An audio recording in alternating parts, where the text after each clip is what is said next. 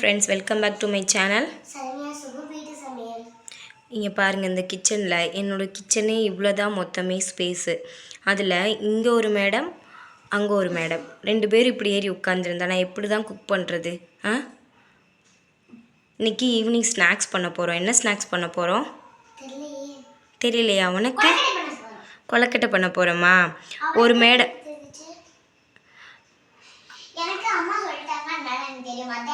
Mummy சொல்லிட்டாங்க Oreo biscuit வேணும்னு சொல்லிட்டு அப்போ சாயங்காலம் கொலக்கட்டை பண்ணிக்கலாம்னு சொன்னாங்களா. அதனால அப்படியே மம்மிக்கு நம்ம ஞாபகம் வச்சுக்கிட்டேன்னா அதனால எனக்கு தெரியும் கொலக்கட்டை பண்ணுறாங்க. அதனால் தெரியும், ரொம்ப ஃபாஸ்ட்டாக சொல்லிட்டாங்கங்க.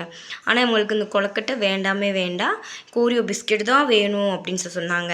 இந்த மாதிரி ஜங்க் ஃபுட்டுனா உங்களுக்கு எல்லாருக்கும் ரொம்ப பிடிக்குது. வீட்டில் பண்ணி கொடுக்குற ஸ்நாக்ஸ்லாம் வந்து பிடிக்க மாட்டேங்குது, அப்படி தானே? ஆமாம், அப்படி தான். லேஸு, குர்குரே, ஓரியோ பிஸ்கெட்டு, இந்த மாதிரி ஜங்க்னா நல்லா சாப்பிட்றது. வீட்டில் பண்ணுறதுனா ஐயோ அதுவா எனக்கு வேண்டாம் அப்படின்னு சொல்லிட்டு முதல்ல வந்து ஏறி 2 பேரும் உட்காந்துருக்காங்க கிச்சனில், நல்லா குரங்குட்டி மாதிரி. சரி வாங்க பண்ணலாம். என்னென்ன தேவையான இன்க்ரீடியன்ட்ஸ் பார்க்கலாமா? நான் காலையிலே வந்து சாப்பாட்டு அரிசி இருக்கும் இல்லையா, அது வந்து ஊற வச்சுட்டேன்.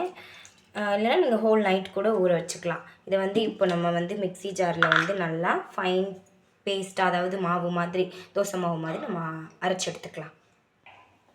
ரொம்ப கொஞ்சமாக ஒரு 2 கல் தான் சால்ட்டு போட்டிருக்கேன். ஏன்னா அப்போ தான் அந்த டேஸ்ட் என்ஹான்ஸ் பண்ணும். சால்ட்டு இல்லைனாவே அந்த ஒரு ஃபுட்டோட ஒரு டேஸ்ட்டு கிடைக்கான்னு சொல்லுவாங்க இல்லையா. அது மெயினாக ஸ்வீட் பண்ணுறப்போ வந்து நம்ம கொஞ்சமாக சால்ட் ஆட் பண்ணிட்டோன்னா அந்த ஸ்வீட்டோட டேஸ்ட்டு நல்லா வந்து தூக்கி கொடுக்குன்னு சொல்லுவாங்க. அதனால் ரொம்ப 2 பிஞ்சு தான் போட்டிருக்கேன். இதை நல்லா வந்து தனியாக அரைச்சிக்கலாம். இந்த ஒரு அரிசி, ஒரு மாவு, 3 பொருள் வந்து நம்ம பண்ணலாம். வாங்க பார்க்கலாம். மம்மி ஆச்சாச்சா? அரைச்சாச்சு. இது வந்து ரொம்ப ஃபைன் பேஸ்ட்டாக அரைக்கணும், சரியா? ரொம்ப முக்கியம், நல்ல மாவாக அரைக்கணும், சாஃப்டாக.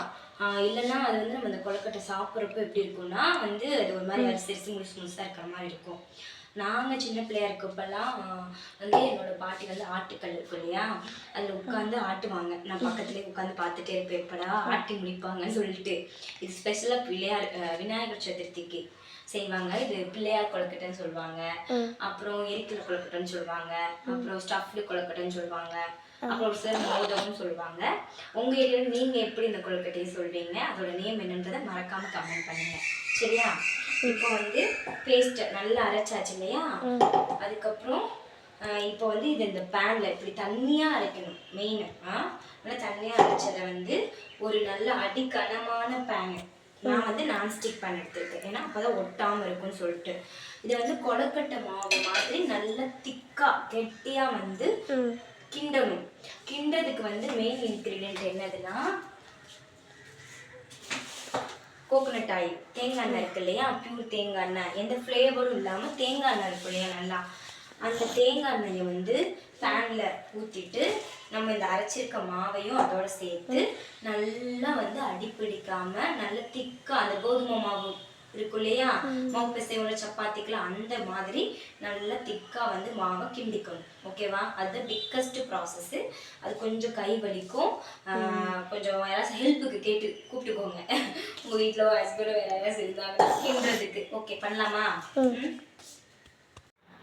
இப்போது கோகோனட் ஆயில் ஆட் பண்ணிக்கலாம் பேனில். நம்ம கேமராமேன் மித்ரா பாரு, தெரியுதா கோகோனட் ஆயில்? தெரியுது மம்மி. இந்த சைடு இந்த மேடம் ஏன் இப்படி நிற்கிறாங்க, வேண்டுதலா? அவங்கள காட்டிடு.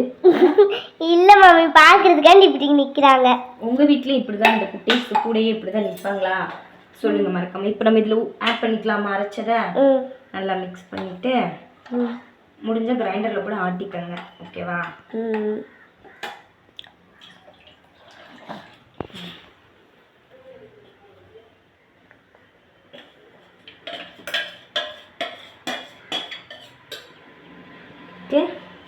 இது வந்து திக்காகிற வரைக்கும் நம்ம வெயிட் பண்ணணும், கிண்டிகிட்டே இருக்கணும், ஓகேவா?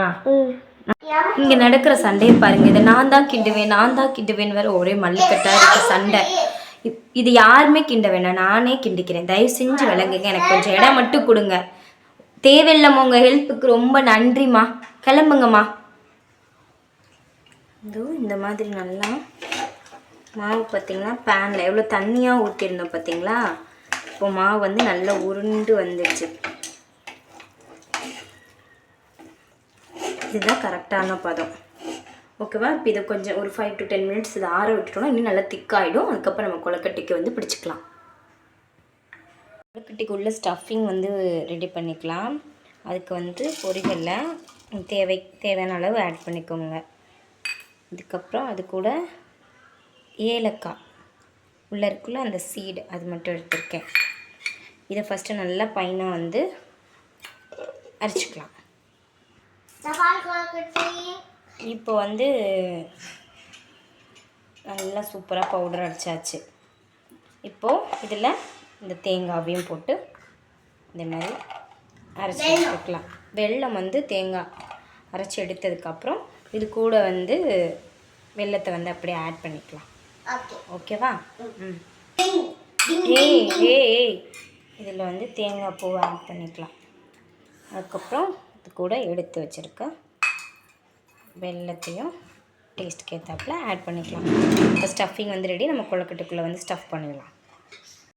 இந்த மாவை வந்து அழகாக நல்லா சப்பாத்தி மாவு மாதிரி பரட்டிக்கணும். எவ்வளோ தண்ணியாக இருந்துச்சு, இப்போ எவ்வளோ அழகாகிடுச்சு பார்த்தீங்களா? இப்போது இதை வந்து கொழுக்கட்டை மாதிரி பிடிச்சிக்கலாமா? இப்போ இதை கொழுக்கட்டை தட்டிக்கலாமா? வேண்டாம் வேண்டாம் வேண்டாம். கொழுக்கட்டை அச்சு வச்சுருப்பீங்களே அந்த இது இருந்தாலும் நீங்கள் பண்ணிக்கலாம். நாங்கள் வந்து கையிலே இது பண்ணிக்குவோம். எங்கள் வீட்டில் இப்படி தான் எனக்கு சொல்லி கொடுத்தாங்க. அதுக்கப்புறம் இதோ எல்லாமே ஒன்றா போட்டு மிக்ஸ் பண்ணியிருக்கோமா? பொட்டுக்கடலை, தேங்காய், வெல்லம், இல்லை நிறைய பேர் எள்ளுலாம் வைப்பாங்க.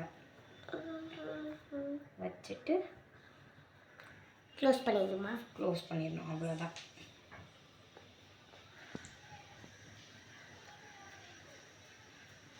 ஓகே எங்கள் மம்மிக்கு ரெடி பண்ணிக்கலாமா?